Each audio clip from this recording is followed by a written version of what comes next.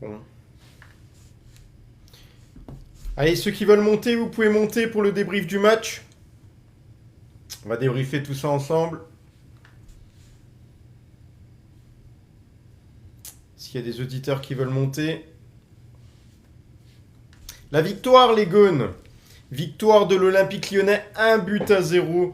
Une victoire plutôt méritée. Bah tiens, Marjolaine qui va monter. Hello, salut Marjolaine, comment va? Je suis vivante. Tu es vivante? Bon, l'inconvénient pour Marseille, c'est d'avoir évolué à 10 contre 11 dans ce match sur un rouge qui est mérité, t'es d'accord avec moi? Ah, il est mérité. On a joué 10 minutes en début de match. Ouais, Après, voilà, on est mort. On a fait ce qu'on a pu. On s'est réorganisé en deuxième période. Ça fonctionnait plutôt pas mal. oui. Bravo d'avoir marqué dans les 10 dernières minutes. C'était beau. On a tenu autant qu'on a pu. On s'est même créé des belles occasions. Et puis quand ça veut pas, ça veut pas. Bravo, bravo, les Lyonnais ont montré Panizza.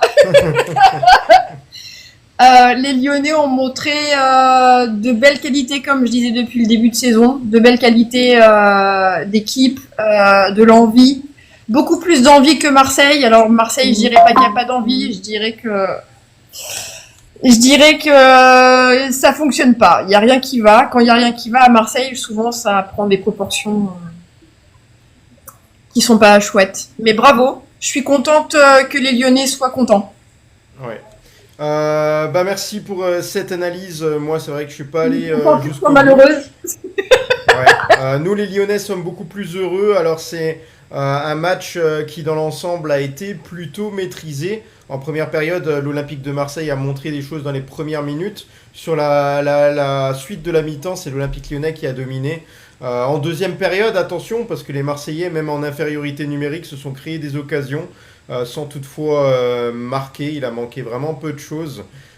Pour les Lyonnais aussi, hein, c'est parti dans tous les sens un petit peu. C'était un match plaisant quand même parce qu'il y a eu des occasions malgré le fait que l'OM n'a pas choisi de mettre le bus devant le but.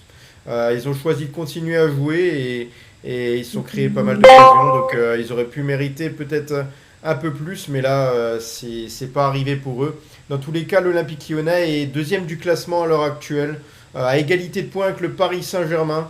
Voilà, donc c'est la très bonne nouvelle de la soirée, Panizza. On fait presque un hold-up. On mérite presque pas. Personnellement, Vous Marseille, méritez, Panizza, vous méritez plus que nous. un peu, mais ils sont 10.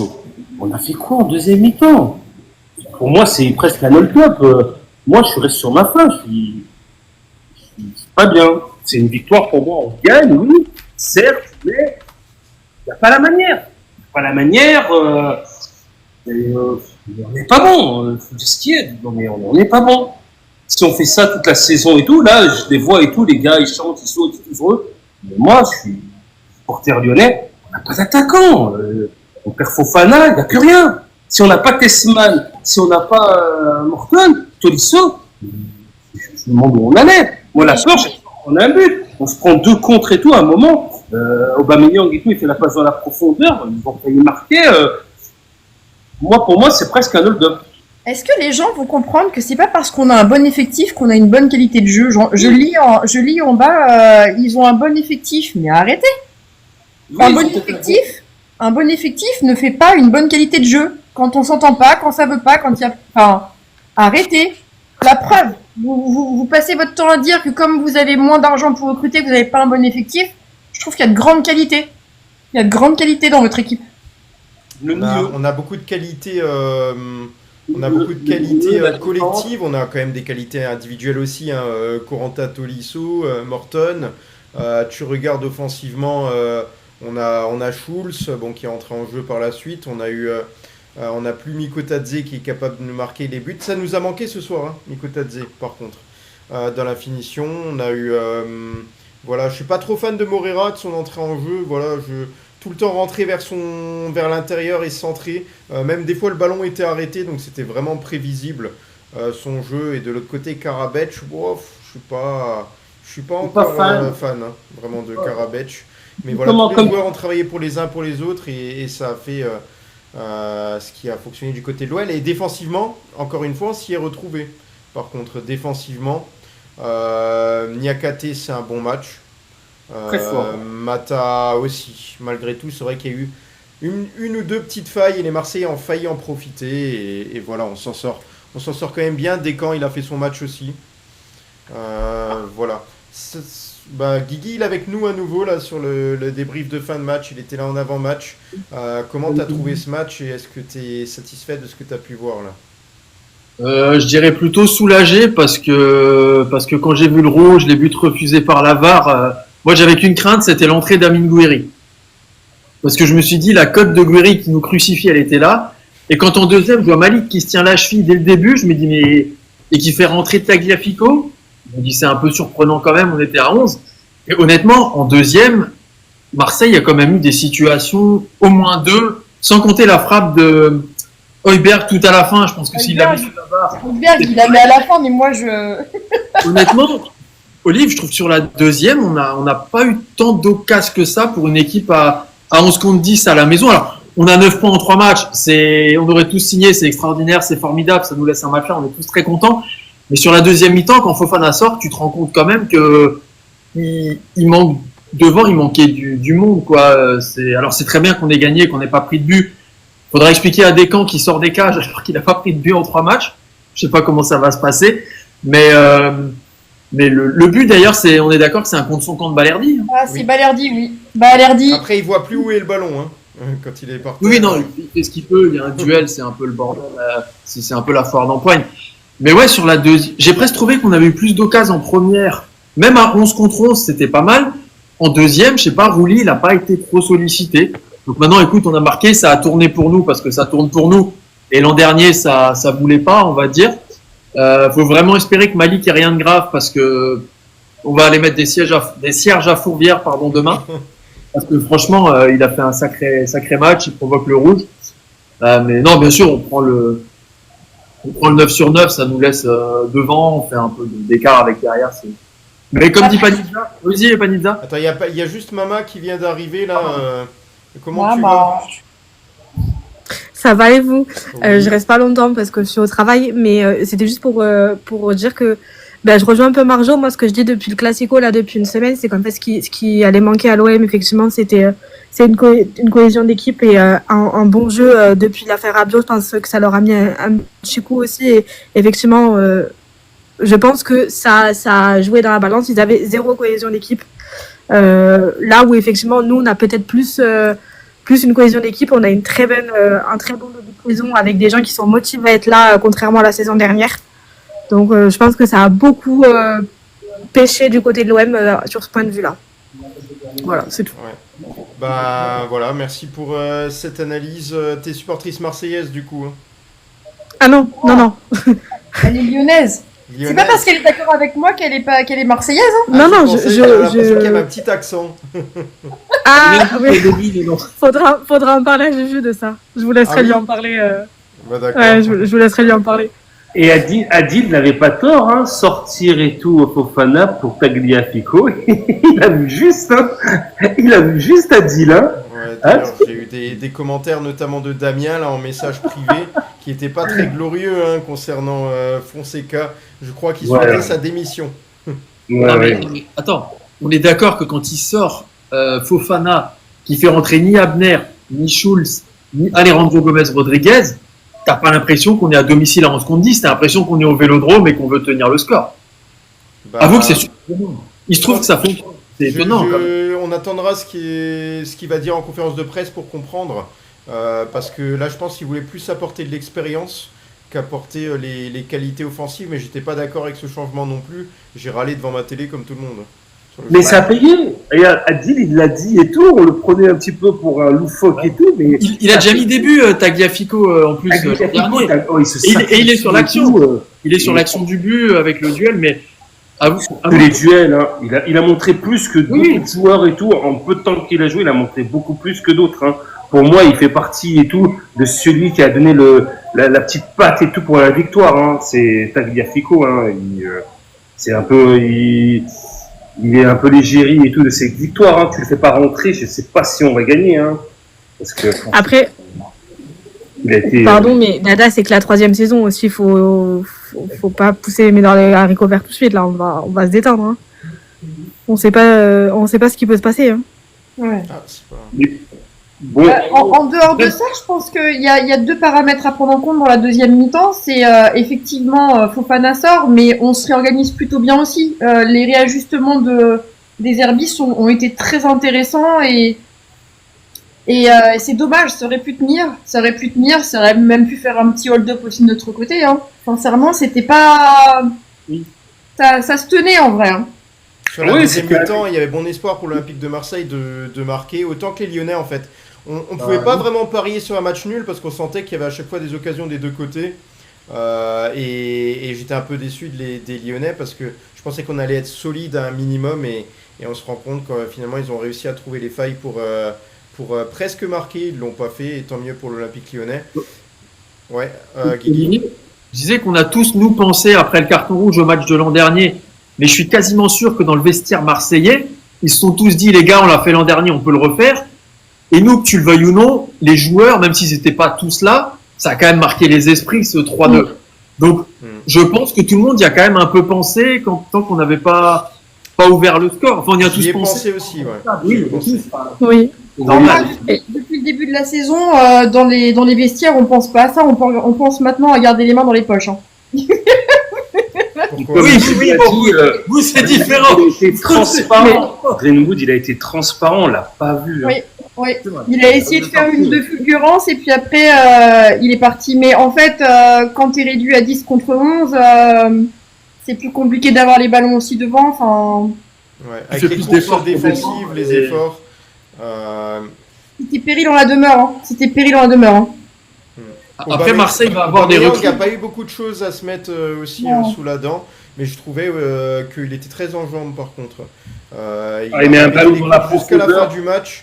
Ouais, dans la profondeur peut-être. Vous avez eu de la chance. Vous avez eu de la chance parce que si on avait été à 11 contre 11, mais c'est pareil avec des si. Ouais. Oui, tu coupes du bois, Marjo, là. Hein. Ouais, C'est on bon. peut faire beaucoup de choses avec Ouais. des si. Ouais. Marseille va avoir des recrues quand même, non? De votre côté, vous avez 2 ou 3 recrues qui arrivent, Ouais. normalement? Oui. Ça va pas être pareil non plus avec le retour de Pacquiao, de Medina et compagnie. En parlant de recrues, sincèrement, moi je voudrais mon chapeau à Traoré qui s'est... on dirait qu'il a toujours été Marseillais, Traoré. Traoré, il a été très intéressant, je trouve. Parce qu'il est arrivé quand? Il y a 2 jours, même pas? Ouais. Enfin, c'est hallucinant. Je l'ai vu plus Marseillais que d'autres Marseillais. Oui, oui. Après, je rejoins sur ce que Guigui a dit tout à l'heure. Je pense que l'OM est un peu parti en vainqueur de ce qui s'est passé l'année dernière et je pense que ça leur allait bien aussi hein, de se dire bon ben on l'a fait une fois, on peut le refaire. Bon ben. Je crois pas. Je sais pas. Non, ils sont tellement depuis ce qui s'est passé avec Rabiot, il y a tellement plus de même d'ailleurs avant. Parce que pour ce qui se passe, si vraiment il s'est passé un truc entre Rabiot et Hérault, c'est que déjà il y avait un problème dans les vestiaires. Mais de toute Oui, manière, ben, on en revient toujours on a même. pas eu une saison tranquille à Marseille. C'est terrible. Je suis tombé Les sur des toits du images assez en aparté. Je suis tombé sur des images, notamment sur Twitter. Je sais pas si j'arriverai à les reprendre. Tanguy, le supporter lyonnais, qui a vécu du coup son dernier match, assisté à son dernier match au Groupama Stadium grâce au robot téléguidé, où il a pu assister aux coulisses du match, au vestiaire et à d'autres choses. Il a reçu un maillot signé de tous les joueurs de l'Olympique lyonnais. Et Michel Kang, là, justement, était face caméra en train de montrer le maillot qu'elle allait recevoir la Tanguy. Donc, vraiment, c'est une belle opération. Les Lyonnais qui s'étaient promis de gagner pour lui. Donc, on va dire que c'est vraiment la très belle nouvelle pour tous les supporters de France et du monde qui adorent le football. C'est une très, très belle chose de voir ça. Et pour demain, il faut savoir que ce supporter-là va vivre son dernier jour. Du coup. Anissa, Marseille a perdu. Arrête, Panizza. Elle vient d'arriver. Marseille a perdu. Panizza. Ouais. Ma femme vient d'arriver, elle était avec le petit, elle l'a couché, elle a pas vu le match. Ils ont perdu Marseille à Nice. Ouais. T'as Moi, entendu ce que j'attendais j'ai dit, Rosberg. Panizza, ou pas? Oui, pour le petit Tanguy, oui. Ouais, c'est triste et tout, un petit gamin et tout, avec moi qui suis père de famille, qui est 3 garçons. C'est la hantise de tous parents et tout d'avoir un enfant qui parte avant les parents et surtout qui soit atteint d'une maladie où malheureusement tu ne pourras pas sauver. C'est la hantise pour tous parents et vraiment un grand soutien surtout pour les parents. Ouais. D'ailleurs, demain, dans la quotidienne, Joujou animera, il y aura une minute de silence pour Tanguy. On a essayé de voir s'il voulait partir. On savait pas en fait qu'il partait demain, le supporter, donc on avait essayé de voir s'il pouvait participer ou non à l'émission. La sœur également. Non, c'est difficile pour eux et on comprend. Moi, si c'était ma sœur, mon frère ou je sais pas qui partirait demain, ce serait exactement la même chose. Je serais pas J'ai envie venu sur d'être un en TikTok famille, ou une C'est la émission honte. pour parler. Pour tous les parents, ouais, c'est la hantise pour tous les parents. Il regardera le classement ce soir, on est co-leader, on est juste derrière Paris. On fait un beau début de championnat. Ça va être des points et tout pour la fin de saison qui vont être très importants. Ça, pour le coup, ça fait depuis, je sais plus si c'était pas les années 60 ou 70 qu'on n'avait pas fait 9 sur 9. C'est assez rare quand même de bien démarrer. Même à l'époque du Grand Lyon et tout, là, quand on était 7 vies d'affilée, je crois qu'on l'avait jamais fait, faire 3 victoires d'affilée avec 0 but encaissé. Oui, ça c'est vrai que le 0 but encaissé, Déjà, moi, je pense qu'en tant que supporter lyonnais, je l'ai jamais vécu. Je crois que c'est la première fois que je le vis. Calmez-vous quand même, ça veut pas dire que vous allez faire un. Oui, ouais, voilà. Non, mais on prend en photo le classement parce qu'on n'a pas l'habitude d'être sur le podium à la fin d'une journée. Ça fait 4 ans qu'on l'était plus. Là, nous, c'est notre Ligue des Champions à nous. Hein. Faut nous laisser savourer. Marjo, prends Mais pas ça la relève- mouche comme ça. Ça fait pas depuis 1976 que l'OL n'a pas remporté ses 3 premiers matchs. Ou en tout cas en ayant joué ceux-là à domicile. Ours Polaire et Ours Ours Polaire qui nous dit 76. ça également. Je voulais revenir sur autre chose. Il y a eu un hommage pour Georges Mikotadze. Voilà, un chant des supporters, tout ça. Voilà, pour moi, j'aimerais m'exprimer là-dessus. Oui, Georges a fait une belle saison du côté de l'Olympique Lyonnais, mais de là à faire des hommages et ci et ça, c'est un petit peu gros pour une saison. Très franchement, ce qu'on a pu faire pour Alexandre Lacazette, je comprends tout à fait. Et quand je vois qu'il y en a qui mettent sur le même degré concernant ce qui s'est passé avec Georges Mikotadze, il ne faut pas abuser non plus et dire qu'il a sauvé le club, etc. Voilà, je pense que le joueur avait le choix également de partir. Je ne pense pas qu'on lui a mis le couteau sous la gorge, contrairement à ce qu'a pu dire certains. D'ailleurs, il y a des dirigeants qui ont dit que oui, il fallait vendre un des deux joueurs, mais que par contre, c'est le joueur qui décidait. Donc voilà, là, il va jouer la Ligue des Champions avec Villarreal. Moi, je ne comprends pas en tant qu'amoureux du foot et de l'Olympique Lyonnais qu'on puisse vendre ce joueur-là, sur lequel toute l'équipe devait être construite et que tous les sacrifices seraient faits sur tous les joueurs, sauf sur Georges Mikotadze. Non, mais Olivier, Ouais. il fait la visite médicale, il revient aujourd'hui, il n'était pas obligé de revenir dans le stade. Je trouve ça quand même normal que tout le monde est déçu de le voir partir, mais on connaît le contexte. Il est acclamé dans le stade quand il passe à la caméra. Enfin, c'est pas non plus, c'est pas l'hommage de Lacazette avec le maillot et tout. Enfin, c'est normal qu'il soit applaudi quand même, faut pas déconner. Enfin, je te trouve un peu dur là pour le coup. Il revient, il est au match, c'est sympa. Tout le monde Moi, en profite. j'aurais pas spécialement eu envie d'applaudir, non. Ah, Lui chanter son D'accord nom. je suis avec Olivier, bon vent. Ouais, je suis pareil. Mais bon, moi, c'est pas mon équipe. Tu sais qu'il a. Pour moi, je suis supporter lyonnais, moi, c'est mon club. Maintenant, t'es à Villarreal, ça y est, t'es plus à Lyon, ça y est, t'es. Ciao. Ah putain les gars, franchement, Tu il dis était pas obligé de revenir au stade ce soir, il aurait pu rester en Espagne. Hein. Reste en Espagne. Alors, Franchement, c'est n'importe quoi. Ça y est. Attends, il y a Moi, je vois, Maman, c'est je crois, que qui là, veut parler. Ce que je vois, Guigui, ce que je vois, c'est qu'on n'a pas d'attaquant de pointe. Ce que je vois, c'est que nous, sans lui, en tout, on a compté sur lui, il est plus là. Pour moi, c'est une forme, entre guillemets, même si c'est le club et tout qui l'a fait partir, une forme de trahison. Pour moi, Mikotadze, ce sera ni une légende, ni un joueur et tout qui aura ramené des Moi, je l'aurais esprits. oublié dans 5 ans, Guigui. Même pas, moi, dans 6 mois, je l'ai oublié. Mais attends, Olivier, limite tu voulais que les gens le sifflent parce qu'il était au stade, c'est quasiment ce que tu demandes. Non, j'ai pas dit de siffler, j'ai dit juste que tu dis on peut que pas t'étais faire un sûr. hommage. On peut pas faire un hommage sur un an. Il a même Dis, pas eu le temps de Olivier. succéder à Alexandre Lacazette. Non mais c'est n'importe quoi. Ils applaudissent un joueur qui était encore là la veille, on l'aurait tous acclamé, Georges Mikotadze. Toi, Enfin, tu l'aurais franchement. fait, pas moi. S'il arrêtait là, s'il arrêtait au match de Marseille, qu'on avait besoin de lui. Et malheureusement, il n'était pas là. On avait une balle dans le pied et tout. Alors, on n'avait pas d'attaquant de pointe. Ok. On a failli perdre, Guigui. Il y a juste Mama qui voulait s'exprimer là. Tu voulais donner ton avis. Marqué, les gars. Oui, je vais juste nuancer Allez, Mama les qui propos voulait parce que Pardon. en fait, je suis un peu d'accord avec vos deux positions.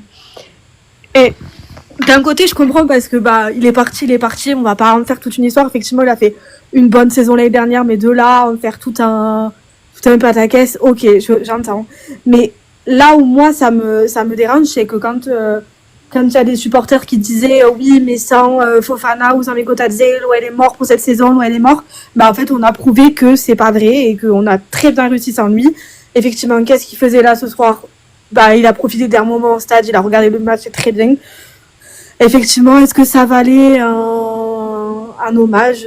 Je suis pas sûre. Mais ça reste mon avis et voilà. Pas l'intérêt, alors qu'il est sur le départ, je vois pas l'intérêt de venir voir un match. Mais bon, après. Tu parles d'un mec qui serait resté des saisons carrées. Il a marqué combien de buts à Lyon? Oui, combien de buts? L'an dernier, il est décisif une fois toutes les 88 minutes. Enfin, franchement, je trouve ça magique parce que vendredi, on nous dit putain, quand même, Mikotadze, il est formidable, super. Il part le lendemain. Il a quand même toujours été formé au club. Il voulait revenir, ok. Il va voir le match. On a l'impression que c'est un scandale qu'il soit au stade. Il y a plein Ce qu'on a expliqué pas en dit précédent, ça. c'est à quel point Georges Mikotadze est essentiel pour l'Olympique Lyonnais parce que l'OL voulait construire son équipe autour de lui. La saison dernière, il fait une saison qui est pas mal parce qu'il fait pas mal de passes décisives alors que les numéros 9 n'en font pas autant qu'il en a fait. Il en a fait 13 ou 14 au moins. Il marque des buts, il en marque pas mal. Bon, allez, 17 buts, je lis en commentaire. C'est intéressant, sachant qu'il n'était pas titulaire tout le temps. Mais voilà, moi, un joueur qui fait une belle saison dans un club, je ne vais pas chanter son nom. Je ne vais pas applaudir également. C'est bien qu'il soit venu à l'OL. Il nous a promis à travers les médias, à travers Téléfoot et d'autres médias qu'il voudrait devenir un très grand joueur de l'Olympique Lyonnais et marquer l'histoire du club. Il l'a répété plus de fois encore qu'Alexandre Lacazette. Aujourd'hui, c'est une toute autre histoire. Pour moi, il n'est pas totalement, il est à moitié responsable. Voilà, moi ce qui me dérange, c'est qu'il a un peu, pardon si j'ai coupé la parole à quelqu'un, je trouve qu'il a un peu eu des belles paroles dans les médias pour au final, à la première opportunité, j'ai trouvé mieux ailleurs, j'y vais quoi. Alors que comme dit Olivier, il s'est vanté plus d'une fois de vouloir marquer l'OL, faire sa place à l'OL. Il a eu une opportunité, il a pris ses petites valoches et il est parti quoi. Il venait dommage. tout juste de s'installer en tant que titulaire. Un peu dommage. Le club a dû le vendre parce qu'on avait des problèmes financiers aussi. C'est Enfin, une part. Mais bien sûr, on leur a bien bien sûr, dit. Le club a quand même tenu à rappeler que c'est le joueur qui pouvait prendre la décision finale. Ça aussi. mais tu crois que le club allait dire autre chose, Olivier? Le club se dédouane aussi un peu forcément de dire on vend notre seul attaquant à 24 heures. Signé. Lui, son stylo n'a pas tremblé, contrairement à Ernest Noama qui n'a pas signé que lorsqu'il était parti. Ok, si tu veux, mais dans ce cas-là, écoute, quand un ancien joueur lyonnais revient au club, faut lui interdire l'accès au stade parce qu'un jour il est parti, quoi. Est-ce que là-bas il va jououer au moins? J'espère pour lui. Je crois qu'il y a un départ d'un attaquant assez important du côté de Villarreal qui pourrait faire qu'il peut être titulaire et disputer la Ligue des Champions. Et il joue 3 matchs par semaine aussi, donc je pense qu'il aura du temps de jeu, quoi. Ils sont en Europe, donc il va jouer forcément il va jouer des matchs, oui, je pense. Ça, j'ai pas trop de doute. Vous verrez si vous perdez gros ou pas. Excuse-moi Guigui, mais on ne dit pas et tout que par exemple il n'est pas le bienvenu. Bien au contraire, chaque joueur qui a signé pour Lyon et qui revient à Lyon est la bienvenue. Mais comme il dit Olivier, et moi j'en suis d'accord avec lui, c'est faire tout un pataquès et tout de ce qu'ils ont fait et tout, à l'acclamer, non. Voilà, je l'aurais pas acclamé moi. Et n'oublie pas que j'ai taclé la direction lyonnaise aussi, lors de. On n'a pas arrêté le match. Il n'est pas allé sur le terrain. Tu vois, c'est là où je veux dire, il était en tribune, on l'a applaudi quand il est passé. Comme quand et le stade a changé. Une partie du stade a changé. À la fin du match, il est venu sur le terrain à la fin du match là. Il est venu, il a pris le micro et tout. Ah ouais? Ouais. Que j'ai coupé après la fin du match pour. Il est venu sur le terrain, il est venu, micro et tout. Comme Alexandre Lacazette, donc on prend le micro et. Tu vas pas t'inquiéter, moi j'aurais pas réclamé, moi pour moi c'est mon avis personnel, c'est une forme de trahison parce que on avait vraiment besoin d'un attaquant de pointe. On aurait encore un autre attaquant de pointe et tout qui aurait été là et tout. Là on l'a vraiment ressenti que Il y a un moment. Et ce soir, on s'en sort bien parce qu'on gagne. Hein. Voilà, t'imagines, on aurait. C'est vrai, ouais. Non, mais on est là, on gagne. Machin. Honnêtement, enfin, je pense pas que ce soit. On a fait 20 minutes sur Mikotadze, pardon. Je pense que j'ai ma responsabilité. Je pense que c'est trop. Mais franchement, je trouve que c'est pas non plus une vraie catastrophe. Mais c'est pas grave. Ouais. Voilà, donc. Honnêtement, vous y avez pensé à Mikotadze pendant le match là? Non. Ah oui. Bah oui, si, il nous a manqué devant le Quand but. Tagliafico il est rentré pour Fofana, je peux te dire que j'y ai pensé à Mikotadze. Hein. Ils l'ont montré tout en truc. Moi, ils l'ont montré dès qu'il y avait un ils l'ont montré. Oui. Voilà, les supporters l'ont réclamé. Bon, bah voilà. Et voilà, chacun fait son Je vais choix. pas le cacher non plus, mais bah honnêtement, si. Quand on était 11 contre 10, qu'on faisait les centres et qu'il y a personne qui coupait, je peux te garantir qu'on s'est tous dit. Enfin. Bah même les commentateurs l'ont dit, hein. Ils ont dit Bien sûr. qu'on doit penser à Georges Mikotadze, le staff en tout cas. On n'a pas cherché la profondeur et tout. Le point faible de Marseille, on n'a pas été le chercher. Il y avait des Malik, on n'a pas les mecs dans la profondeur, il y avait les appels et tout. T'as vu le Après, Karabech. les gars, je trouve qu'on est un petit peu dur quand même parce que le match de l'Olympique Lyonnais, il est pas dégueulasse, hein, franchement. Je trouve qu'il est quand même sérieux. On arrive à gérer les tempos.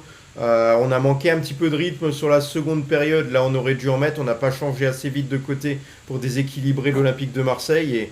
Et franchement, moi, je trouve que sinon, on a quand même été plus propre dans les passes que l'Olympique de Marseille, hein, parce qu'il leur manquait parfois aussi un peu de jus pour être un peu plus précis.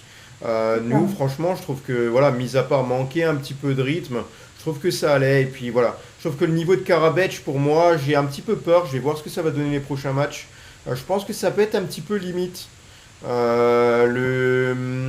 Après, tu as des joueurs comme Morton, j'ai adoré, franchement, sur ce match-là. Offensivement, on n'est pas encore au point, c'est sûr. Défensivement, on a l'air de se mettre un petit peu au point. Et au milieu de terrain, il y a des choses un peu à retoucher. Je suis pas fan de Tessman, mais ce match-là, je reconnais qu'il a fait les efforts, comme presque tous les matchs, et que même techniquement, il a été un peu plus au-dessus que d'autres matchs aussi. Et le Moi, 4... je Vas-y. 6,5 sur ce match pour Lyon. 6,5. Moi, je mettrais un 13,5. Non, sur 10, par moins. 5, ouais. Sur 10, c'est Olivier, sur 10. Ah, sur 10. Ouais, j'ai du mal sur 10, moi. Sur 10, je mettrais un 6,5, ouais. 10 par 2. 6,5, ouais. Avec un 7 à la défense et vraiment un 4 à l'attaque. Hein. Bon, l'attaque, c'est une catastrophe. Ouais. Marc Volen, tu mettrais quelle note sur ce À match? qui? Déjà sur le match. À Lyon? Sur le match en totalité, déjà. Tu veux que je mette une note sur le match, la qualité du match? Oui. C'est compliqué. Moi, je mets un 7. 7 sur 10. C'est long. Ouais. Je suis gentil, hein. Ah, t'es gentil, hein. Et Et sur l'Olympique de Marseille? Je leur mets, en tout, là, le collectif, je leur mets 4,5. 4,5 sur le collectif. Et encore, alors, ouais, allez, 5 parce qu'on s'est bien rattrapé en seconde période. Mais on s'est foutu dedans de toute manière avec le carton rouge. Voilà. Ouais, et sur l'OL? Ah, Non, t'as je sais pas pas. noté l'OL? Non, pourquoi j'aurais noté l'OL? J'ai déjà du mal à noter mon équipe. Je sais pas, un 6. 6,5. C'était pas fou en fait comme match. C'était pas un match qui m'a transcendé en vrai. Et j'oublie également qu'il y a Mama qui est avec nous, parce qu'elle est très discrète là. Quelle note tu mettrais sur ce match? Bah, alors j'ai honnêtement pas regardé le match en entier parce que je suis au travail, mais de ce que j'ai pu lire et ce que j'ai pu voir en très gros, je mettrais un petit 6,5 aussi. Mais comment tu fais au travail? T'écoutes le match sur RMC? Oui. Ouais, ok. Et j'ai pris le Play, donc de temps en temps je vais voir, mais je peux pas rester devant la télé et devant le téléphone à attendre les 80 minutes. Ouais. Moi j'ai arrêté cette saison de commenter les matchs. J'aimais bien par moment, mais là, franchement, j'ai trop de travail avec tout ce qui est Peuple du Rhône et ce qu'on veut construire autour. Donc c'est un rythme effréné. On a fait ça toute la semaine, là, 7 jours sur 7. Et le meilleur commentaire que j'ai eu, je ne sais pas si elle est parmi nous, Ils avaient mis une fois mes commentaires en haut-parleur à l'usine. C'est énorme. Énorme. C'est le commentaire le plus surprenant que j'ai eu. Et ouais, bah, ça m'a fait plaisir. Voilà, donc on a vu tout ça. Niveau ambiance au stade, ça avait l'air pas mal. Hein, on n'y était pas. Ouais, C'est par contre, ça marrant, avait l'air. Ah, monstrueux, ça Ouais. avait l'air monstrueux. Ça avait l'air ouf. J'ai à un moment, Un peu j'ai déçu vibré, je d'avoir me dis, été- ça y est, on commence à devenir un public et tout, à la hauteur et tout, des Lensois, des Stéphanois, des Marseillais. C'était vraiment. Vous vous êtes amélioré en tifo, hein. Ouais, non, c'est. Ouais, franchement, je crois que c'est grâce à ce stade et tout, par rapport à Gerland et tout. On commence à monter d'un degré à Lyon et tout. Par rapport à Lyon, comme je l'ai connu, moi, par rapport à ma génération dans les années 90 et Gerland, là, on monte d'un niveau, là. Franchement, il m'a fait plaisir ce soir, les supporters lyonnais. On les a Et bien entendus. si on doit juger le niveau de l'arbitrage sur ce match, il y a eu un moment donné où l'arbitre a consulté la VAR. C'était pour quelle situation? C'était une des premières situations. La simulation de Abner. La simulation. de Abner. Il a eu raison. Et oui, voilà. Mais je comprends pas que dans le quart, il y a des arbitres qui devaient pas être d'accord. Parce que pour consulter la VAR, il faut quand même qu'il y en a qui se disent ah bah il y a pénalty, d'autres non, sinon il l'aurait dit clairement, il n'y a pas pénalty, tu vois. J'ai pas compris comment on pouvait faire débat sur une situation comme ça. Vu du stade, ça semblait oui un peu. J'aurais dit penalty sur la caméra de loin. Et de près, non, les images elles sont claires. Rulli, il enlève ses gants. Même vu de la télé, franchement, ça sentait. Là, le saut, il y avait rien qui allait, franchement. Non, c'était. C'est une Et quand image je- artistique. Non, mais le seul mec qui a réussi à obtenir un péno comme ça, c'est le Havre contre nous. Même quand l'arbitre a donné le péno, le Havre, il a regardé ses potes en rigolant, il a dit c'est pas vrai, il est tombé dedans alors que le mec nous a fait un plongeon. Et j'ai surtout eu peur qu'Abner prenne un deuxième jaune après en défendant. Parce qu'il l'a pris du coup, du fait de sa simulation. Après, il y a une action sur le but qu'on met où Tessman va. Franchement, il charge pas Rouli, mais juste il reste contre lui. Et le gardien, il fait ce qu'il faut pour. Alors, t'es fait contact, donc il y a faute.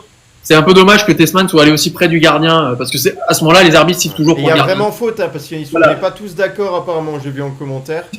C'est hyper léger, mais pour moi, il Mais fait. Tessman, pour un si je gardien, on peux ne me peut pas les toucher comme les joueurs. C'est ça. Tu peux pas mettre Voilà, le ballon dans la dans surface, on appelle, attendez, c'est une règle d'arbitrage et tout, ou dans la surface de but, c'est-à-dire dans les 6 mètres, qu'on appelle les 6 mètres et tout, t'as pas le droit de toucher le gardien. T'as même pas le droit d'être au duel avec lui. Que Après, s'il il est en dehors de sa surface de but, donc dans la surface de réparation, là, t'as le droit d'être au duel avec lui et être au contact. Mais dans la surface de but, t'as même pas le droit de le toucher. Je pense que Donc, Rouli le gardien, il le sait. Ah, mais bien sûr. Rouli joue très il bien le coup. rajoute un poil. Il en rajoute un poil. Il a raison. Il a très bien Très joué. bien le coup. Il a raison. Il joue très bien le coup. C'est Tessman et tout qui sait que tu dois pas aller toucher le gardien dans la surface de but. Et sur le but qu'on met. Sur le carton de Soult, si tu regardes bien et tout, l'arbitre, normalement, il doit voir et tout, qu'il y a la première faute du défenseur marseillais qui lui tire le short et qui le déséquilibre un tout petit peu, et c'est là qu'il va au contact et qui fait la faute. Mais au départ et tout, c'est le défenseur marseillais qui fait la faute avec le tirage sur le short. Panisa, tes joueurs, ils nous ont pas tiré les maillots et les shorts? Tout ça parce Oui, qu'ils mais- étaient plus beaux que les vôtres?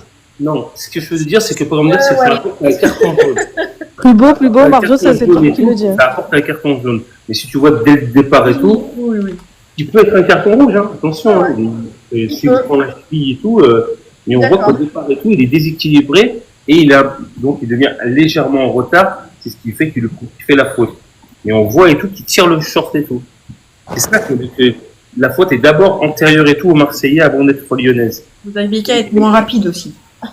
Voilà, mais après, bon, c'est de bonne guerre, hein. Tagliafico, il est rentré et tout, il en a mis des coups, hein. Oh là là. Ah, regarde, c'est beau, c'est Voilà. presque. Alors, voilà Très belle le image. tifo que Marjolaine adore. Très belle image. Elle a dit qu'il était très beau et tout, qu'on s'est On amélioré, s'est amélioré. que vraiment on est en tête du championnat des tribunes. Alors, mais je sais pas si les gars, le même match, par rapport à la Bernard manière. Lacombe, donc les joueurs aussi ont porté le maillot floqué là, Bernard Lacombe, donc c'était vraiment une bonne idée. Il y a eu aussi des applaudissements à la combattième à la 9e minute de jeu. Oui. Est-ce qu'ils ont été faits là? J'ai pas écouté Oui, de ils ont la été télé. faits. Ils ont été faits. Ok. À la 9e, ils ont fait. Ouais. On Ils avait ont déjà sorti fait contre Metz aussi. des fumigènes Ouais. même. Et le club aimerait que ce soit quelque chose qui soit fait à chaque match de cette saison en tout cas. Moi j'ai rien contre, franchement ça arrête pas le jeu. C'est un hommage aussi à la mérite du joueur de l'Olympique Lyonnais qui a marqué l'histoire du club. Voilà, ils ont même sorti les fumigènes et tout à la 9e minute. Okay. Ils ont fait une grande allée de fumigène et tout dans le tribune des Balgones. J'allais dire, on a dû demander une dérogation à la Ligue pour jouer avec que tous les joueurs aient le même numéro sur le même nom, pardon, ouais, sur le. Parce que ça peut déroger à la règle. Tu sais, t'as besoin de. Parce que pour l'arbitre, il y a quand même un truc. Ça doit quand même le troubler, même s'il a les numéros des joueurs et les cartons, c'est quand même étonnant, quoi. T'as dit 11 Lacombe sur le terrain, c'est plus surprenant, mais. Et puis Lacombe est quelqu'un de très connu, mais ça dépend de quelle génération aussi. Si tu prends la plus jeune, tu vas voir des gamins de 15-16 ans là, qui sont pas supporters lyonnais, qui voient ça à la télé, ouais, ils vont pas comprendre. Ça c'est bien de le rappeler également. La culture. Bernard Lacombe, c'est une coupe. C'est de la transmission après. Hein. Ouais. Pour dire, Bernard Lacombe, c'est la Coupe du Monde de première sélection, première Coupe du Monde en 78 avec l'équipe de France. Oui. Et après, c'est la génération et tout, il gagne l'Euro, la Coupe du Monde 82 avec la France, l'Euro 84. Et puis voilà, je sais pas s'il a joué la Coupe du Monde, non, la Coupe du Monde 86, il a joué quoi. Et bon voilà, c'est Coupe du Monde 78, 82 et Euro 84. Et c'est lui qui obtient le coup franc pour Platini. Voilà, c'est lui qui obtient le but, le coup franc pour Platini qui met contre Zubizarreta avec le ballon qui passe sous le ventre du gardien espagnol en 84, premier titre majeur et tout d'équipe de France. Voilà. Il a joué à Lyon, il a fait Saint-Étienne, pas beaucoup, et surtout Bordeaux. C'était vraiment l'épopée et tout. Il a été formé à Lyon à un moment. J'ai envoyé on avait une équipe de Lyon à l'époque dans les années 60. Voilà, c'était dans les années 60, 78, 70. Après, Bernard Lacombe, il a fait beaucoup et tout. C'est surtout avec Jean-Michel Aulas. C'est pour ça que Bernard Lacombe, en tant que joueur, n'a pas été une légende de l'Olympique Lyonnais. C'était un joueur lambda, parce il a surtout fait avec Saint-Étienne et surtout avec Bordeaux. Mais il a fait beaucoup et tout. C'est avec Jean-Michel Aulas pour faire ces 7 titres d'affilée et être le précurseur et tout des joueurs comme Benzema ou plein d'autres. Où c'était le bras droit de Jean-Michel Aulas. C'est là qu'il est devenu vraiment la légende de l'Olympique Lyonnais après sa carrière de footballeur. Il a dit, moi je suis lyonnais et je reviens pour Lyon, alors qu'il aurait pu faire directeur sportif pour d'autres clubs, mais non, il a voulu être à Lyon. C'est pour ça que Bernard Lacombe est une légende de l'Olympique Lyonnais. Voilà, une nouvelle petite photo, les Lyonnais qui ont choisi de célébrer avec cette photo à la fin du match. On voit bien sûr Georges Mikotadze tout devant. On voit les joueurs lyonnais qui font la célébration avec lui. Donc voilà, c'est l'image, c'est surtout pour Guigui. Bah moi, c'est toi, Olivier, qui doit être en train de trembler. Moi, je trouve ça sympathique. Écoute, si tu fêtes pas une victoire, heureusement qu'ils fêtent quand même, heureusement qu'ils sont contents. Oui, non. C'est bien, non, mais bon. Après, on a rien gagné. Il n'est pas en tenue de match non plus. Voilà, il y allait comme ça. C'est pas. En civil, oui. C'est pas gênant. Après, c'est vrai que sa célébration est très, très voyante et très remarquable. Lyonnais, c'est juste toi qui interprète mal les choses, mais c'est pas grave. C'est-à-dire? Non, mais parce que tout à l'heure, Panisa disait que Lacombe, c'était pas une légende, en tout cas en tant que joueur, mais plus sur tout ce qu'il a fait à côté à l'OL. Et il y a Lyonnais qui a dit si c'est une légende, et on lui a répondu. Et bon, bref, voilà. Donc il faut juste écouter et analyser ce que les gens disent avant de dire voilà. Oui, parce que les gens comprennent mal. Oui, c'est bien sûr Bernard Lacombe, c'est une légende de l'Olympique Lyonnais, mais par rapport pas forcément en tant que joueur, parce qu'en tant que joueur, Lyon, qu'est-ce qu'ils ont gagné avec Bernard Lacombe? Je ne sais même pas si Bernard Lacombe faisait partie de l'équipe de Lyon en 1960. Il était déjà parti, c'est quoi, deuxième ou meilleur buteur de l'Olympique Lyonnais? Voilà, mais voilà. Lyon avait gagné avant par exemple ses titres de champion avant 2000. Lyon, mis à part la Coupe de France 73, n'avait rien gagné. C'est les débats qu'on a eu justement. On s'était pris la tête. C'était l'été dernier. Est-ce que ça veut dire que si on remporte pas de trophée, on n'est pas une légende? C'est la question qu'on se posait On parlait de Alexandre Lacazette parce que du coup, je me suis fait insulter. J'avais dit que c'était pas une légende. Mais je suis tout à fait d'accord avec toi. Pour moi, Lacazette n'est pas une légende. C'est un joueur de Lyon. Dans ces cas-là, tu vas en mettre combien des légendes? Légende. Ah, je suis pas d'accord là. Hein. Une légende pour moi, c'est Juninho, Benzema. Ouais, ça c'est des légendes. Michael Essien, tu te rends compte ce qu'ils ont fait. Là, ouais, c'est des légendes. Chris.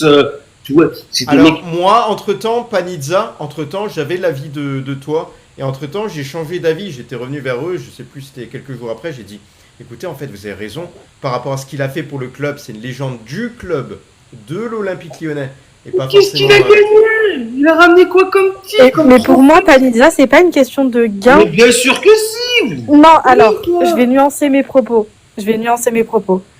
Effectivement, plus tu gagnes, plus t'es une légende, plus t'es une star. Mais Lacazette, il fallait reconnaître que pour les gens qui ne suivaient pas beaucoup le foot, bah on sortait un nom, c'était Lacazette. Bien sûr. Ou Benzema. Alors dans ces cas-là, Réveillère est une légende. Attends, Réveillère, il a gagné des titres avec 2 champions de France avec Lyon, c'est une légende.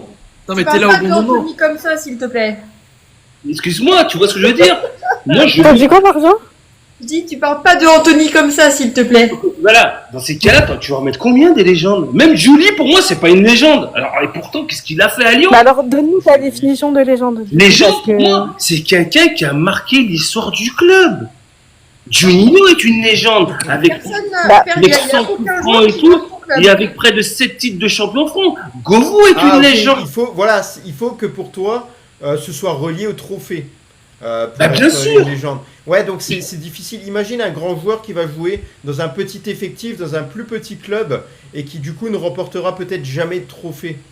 Il sera pas une légende, mais ça, si selon toi c'est pas une légende, pour moi si ça peut l'être. Parce que regarde par exemple Totti avec la Roma, il a fait tellement d'années et tout, il y en a quand même beaucoup d'années où il n'y a pas eu.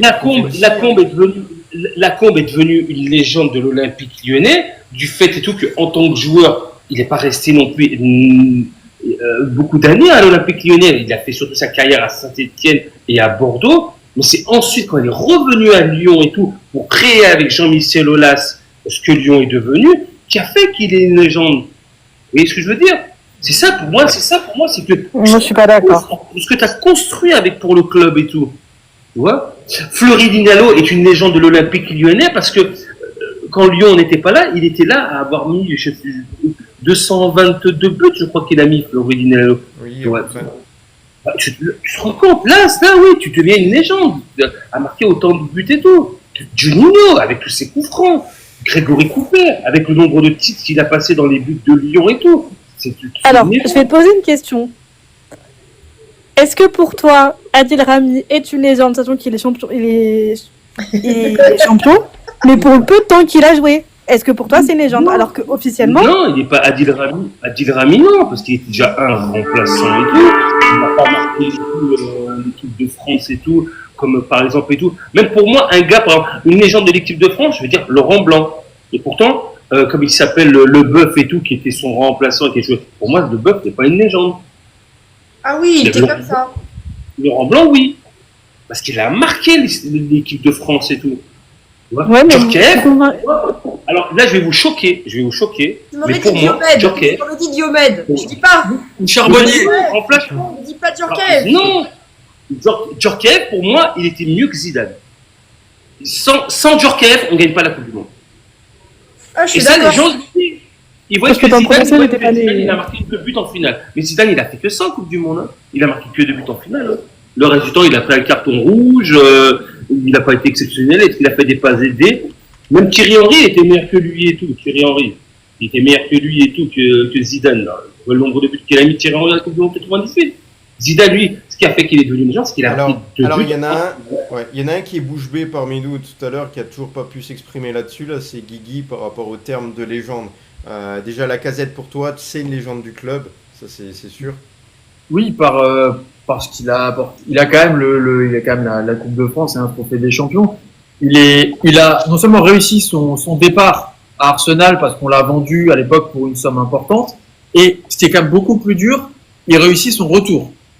il réussit son retour en claquant plus de 20 buts dans une équipe qui était quand même compliquée, à 2 doigts de la relégation à un moment donné. Lui, pour moi, c'est une légende. À l'inverse, je suis désolé, c'est pas parce que Jérémy Berthaud, alors il a fait un gros match contre le Real Madrid de Robinho, il a profité de certains titres. C'est pas parce que Kurzawa a fait 4 ans au PSG en étant sur le banc et payé à rien foutre pendant 4 ans qu'il est plus une légende que certains joueurs parisiens qui ont qu'un seul trophée, mais qui ont été impliqués. T'as des mecs en bout de banc qui profitent, entre guillemets, d'être dans l'équipe au bon moment, qui jouent 5 minutes par année. Le mec a plus de trophées que d'autres, mais j'estime que c'est pas une légende parce qu'il a quasiment jamais joué. Et à l'inverse, t'as des mecs qui jouent dans des équipes, entre guillemets, moins fortes, où t'as une équipe monstrueuse. Je pense à pas mal de mecs à l'Atlético Madrid. Griezmann qui n'a rien gagné avec l'Atlético, il est parti la mauvaise année où ils sont champions. Ce serait une légende de l'Atlético. Les gens vont pas lui dire, putain, on n'a pas gagné 10 titres consécutifs. Ouais, tu joues contre le Barça et le Real, c'est un peu dur, c'est la vie. Tu peux ne pas gagner 15 000 trophées et être une légende de ton club. Lacazette, 201 buts. Si lui n'est pas une légende, et il a marqué à des époques où c'était plus dur. Il n'était pas dans des équipes ultra dominantes non plus, tu vois. Je veux dire, pour moi, c'est une légende. Après, c'est un avis. Voilà. Moi, pour moi, ce qui fait qu'il sera pas une légende, Lacazette, c'est la défaite contre Manchester. Tu vas à Bilbao, tu vas jouer une finale. C'est ça, en fait, t'avais une certaine rancœur, en fait. Et bien sûr, pour moi, c'est des chèvres de Lyon l'année dernière. Ah oui, non, mais c'est juste pour ça, en fait. C'est parce que, ok. Moi, je suis déçu après une séquence. J'ai failli faire mon Medellin. Moi, je vous voyais à Bilbao. Moi, je dis à ma femme, c'est bon, je prends mon billet à Bilbao. Je pars à Bilbao. C'est parce qu'il a acheté ses billets. Non, je n'avais pas acheté mes billets, mais je me voyais là-bas, moi. Je pars, je m'en fous, je plaque tout. Mais je partais. Et je prends ce but, là, en plus, il m'a dit gaillard, là, je sais pas quoi, un petit max, celui-là. Ah, mais bien sûr, ça m'a scié les pattes, ce match-là, moi. Ah, oui, tous ceux-là qui font partie de la génération de Manchester, c'est ce qu'on appelle une bande de chèvres. Comme disait mon père, Dieu et son âme. Une bande de chèvres. T'as pas le droit de perdre ce match-là, t'as pas le droit. Interdit, faute grave. Je me disais l'autre jour que parmi toutes les défaites, entre guillemets, dramatiques qu'on a eues en Coupe d'Europe, le PSV, Porto, le Milan AC, je pense que Manchester, pour moi, c'est la pire. Parce qu'on joue une équipe qui est dégueulasse. Qui est vraiment lamentable, catastrophique. Qui va pas bien et ouais. On perd le Milan de Kaka, Sidorf, Inzaghi, qui est champion d'Europe. On perd une équipe forte. Même le Porto, on est un peu dégoûté. Le PSV, c'est une équipe de truqueurs, mais t'as quand même des joueurs de foot. Manchester, on perd une équipe de chèvres. Et pour les perdre chez eux en menant 4-2, même à 10, les gars, je suis désolé, pour moi, c'est un vrai scandale parce qu'on perd vraiment une équipe qui n'est vraiment pas bonne. À part Bruno Fernandes, il n'y a pas un mec qui sait jouer. On prend un but de Harry Maguire. Enfin, franchement, pour moi, elle est catastrophique parce que l'adversaire n'est vraiment pas très très fort. C'est ça qui me pose problème, c'est le niveau de l'adversaire en fait qui est pas foufou. Alors qu'en Ligue des Champions, on a vraiment joué des superbes équipes avec des. Voilà, PSV, c'est l'arbitrage qui nous fait perdre. Ouais. L'arbitrage qui nous fait et perdre. le fait qu'on fasse des passes au tir au but aussi. Parce que Les le gars, tir au but de Vidal, il est très bien moche. Allez, on a encore. Ouais, je laisse finir Marjolaine et puis après on attaquera les 10 dernières minutes. Ce sera très court. Je me trompe ou pas? Manchester, c'est la même semaine que Saint-Etienne? Oui. Ouais. C'était la Exactement. semaine catastrophique Ouais. aussi. Ouais. Ah. J'étais à Geoffroy Guichard pour ce match. Ouais. Très belle semaine. Voilà, donc oui, effectivement, c'était une sale semaine. Mais on en revient à nos moutons, hein, parce qu'on est en train de débriefer ce match-là. On est encore 10 minutes ensemble. Et ce que je vous propose là-dessus, déjà Marjolaine, par rapport à ce match-là, si tu fais le bilan du début de saison sur les 3 premiers matchs de l'Olympique de Marseille, quel bilan tu en tires? Catastrophique. Ouais. Non, mais il faut être honnête, il faut être lucide. On voyait des belles choses. La fin de saison dernière, on termine 2e, Ligue des Champions, tout va bien, on garde des cadres. On garde des cadres. Moi, la première, je me dis, on arrive à garder nos cadres. On signe Heuberg, on garde des bons et des vraiment bons. Et on va débuter et la saison va être géniale. Et voilà. Et patatras, et il y a eu Rennes, et depuis, c'est catastrophique. Catastrophique. Voilà. Ouais. Et Panizza sur le début de saison de l'Olympique Lyonnais, sur les 3 premiers matchs, le bilan. Je suis heureux. Je suis heureux. On met pas vraiment la manière sur le dernier match, mais c'est heureux, je suis content. 3 victoires, 0 but encaissé. belle la vie. Ouais, classe à Dallas, comme on dit chez nous. Non, bien sûr, je suis heureux. Maintenant et tout, faut espérer et tout qu'on n'ait pas demain et tout une surprise avec le dernier jour du mercato là. On fait peur, mais bon. On est heureux, mais c'est bien, t'en parles justement du mercato.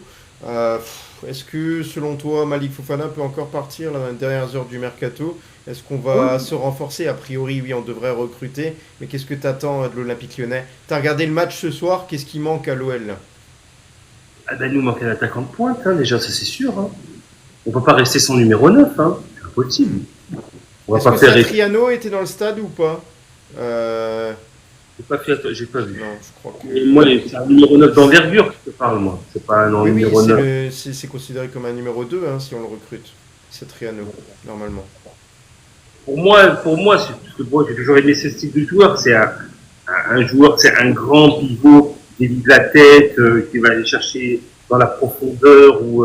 Voilà, c'est ça qui nous manque, un bon numéro 9 costaud, solide, qui va jouer en déviation. Voilà, on est vraiment là. Voilà, Guigui, en tant que supporter lyonnais, là, déjà tu l'as dit hier, tu t'attendais pas à ce début de saison. Tu perds Cherki, Lacazette, Matic, tu vends quasi tout le monde. Perry, on démarre avec une équipe, des mecs qu'on recrute en D2 allemand dans la République tchèque. Enfin, le niveau de tous les joueurs est assez incertain. On démarre à Lens chez Pierre Sage, qui est pas forcément facile. Thauvin qui revient. On gagne, on prend pas de but. Pour moi, c'était déjà un très bon résultat. Et à partir du moment où on avait battu Metz, pour moi, on avait fait notre boulot. On avait pris 6 points en 2 matchs, c'était déjà très très bien. Le match de Marseille, ils nous avaient tollé 2 fois l'an dernier. Ils avaient quand même un recrutement, même s'il n'est pas encore fini, supérieur sur le papier au nôtre. Si on faisait un nul, je l'ai dit avant le match, 7-9, ça aurait été très très bien. Là, c'est juste exceptionnel. Enfin, un 9 sur 9 en ayant joué Lens et Marseille, comptablement, c'est exceptionnel. Maintenant, effectivement, comme a dit Panizza, il manque au moins un avant-centre. Mais peut-être on parlait à l'époque d'un ailier droit, mais là, je pense que ça se fera plus. Et derrière, je sais pas si on compte sur Barisic, parce que, défensivement, on a 6 joueurs pour 4 postes. C'est pas beaucoup. Un petit mec polyvalent, arrière droit, défenseur central, ce serait pas de refus, parce qu'en défense, tu prends forcément des cartons. Et avec l'enchaînement des matchs, maintenant, je sais pas, c'est demain 20h que ça se termine, donc je sais pas du tout ce qu'on sera capable de faire en... la quotidienne demain 20h. Garder Fofana, évidemment, faut le préciser quand même. On n'a pas encore compris ce soir que Fofana, enfin voilà, et garder Fofana, évidemment. Ouais. C'est ma peur, moi, demain. C'est ma peur demain, oui, effectivement, si on perd Fofana, alors là, on peut revoir nos objectifs. Je pense qu'on pourrait ne pas être dans le top 4 si on perd Fofana. On l'a vu ce soir sur la seconde mi-temps. Sans Fofana, c'était délicat. Ah oui. Voilà. Moi, sur le début de la saison, je suis très satisfait. Beaucoup de solidarité, un bon esprit d'équipe, une bonne entente dans le vestiaire. J'ai eu un peu peur avec le départ de Georges Mikotadze parce que ça mettait aussi un peu d'ambiance. C'est un joueur qui rassemble aussi. C'est un joueur vraiment qui a l'ADN du club en lui. Les supporters achètent son maillot plus que tous les autres. Il y avait des tas de raisons pour lesquelles je voulais pas voir Georges Mikotadze partir. Et voilà, mais là je pense que ce soir, ça ne me prouvera pas non plus le fait qu'on manque d'attaquants. On nous a posé la question, est-ce qu'on recrute un attaquant numéro 1 ou un attaquant numéro 2 ? En réalité, c'est les deux, je pense. Parce qu'il nous faut absolument un attaquant qui puisse être titulaire et un attaquant qui puisse le suppléer et le remplacer quand ça va pas. Voilà, donc moi je suis satisfait. Là, on est premier ex-aequo avec le Paris Saint-Germain.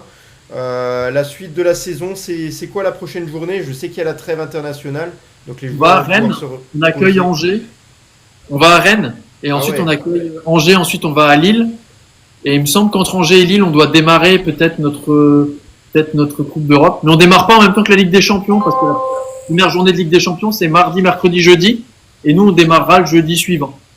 Donc on verra. Et je crois qu'on a...